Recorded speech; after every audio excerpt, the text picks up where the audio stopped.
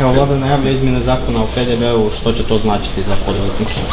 To će značiti puno. Znači, ovo je po meni najava izmjena zakona o PDV-u što se tiče samog obračuna PDV-a i plaćanja obveze PDV-a po naplaćenom računu, a ne kao što je do sad bilo po izdanom računu, je nešto što su mali i srednji poduzetnici čekali 10 godina i ja sam sretan da ćemo im to konačno i omogućiti.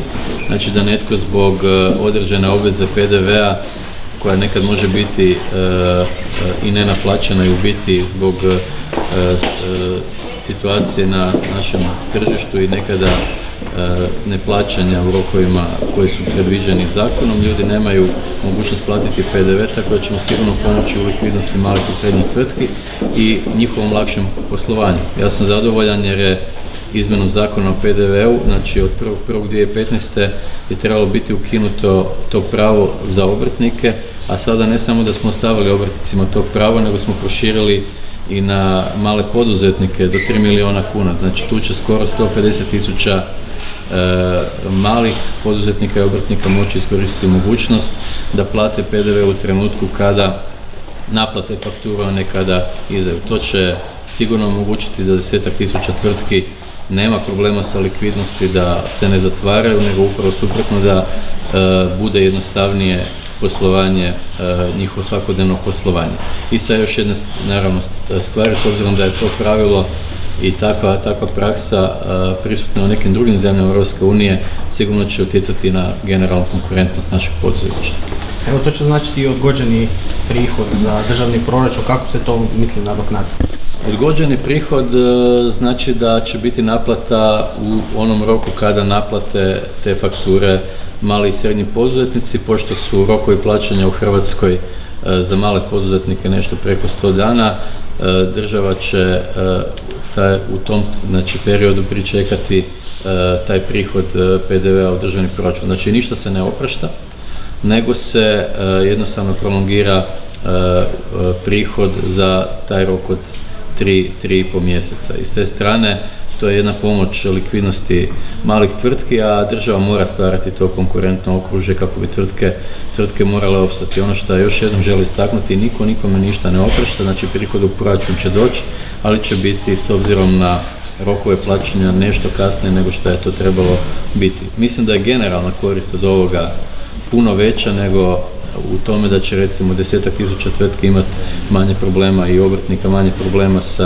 sa likvidnosti i neće dolaziti pod ovrhe i neće morati strahovati za svoje poslovanje, ali posuđivati novac da plate PDV, nego što će država pričekati određeni prihod 3 mjeseca koji usput budi rečeno nije tako da to država ne može držati. Dobro, ali postoji li neki plan kako će se u tom prelaznom razdoblju nadoknaditi taj manjak? Znači, po našim projekcijama radi se između 500 i milijardu kuna odgođenog prihoda, ali naravno taj prihod koji će država na ovoj strani odgoditi će uprihodovati na drugoj strani. Znači, taj novac koji male tvrtke će eventualno imati više na raspolaganju za likvidnost će utrošiti dijelom i za svoje radnike, dijelom za podmirenje drugih obaveza, a jedan dio novca ne bi nikad bio ni naplaćen s obzirom da male tvrtke kada iskažu obvezu PDV-a nekad nemaju likvidnosti da to plate, tako da to je, ja bih rekao, obračunski prihod koji u stvarnosti je i dosta manji.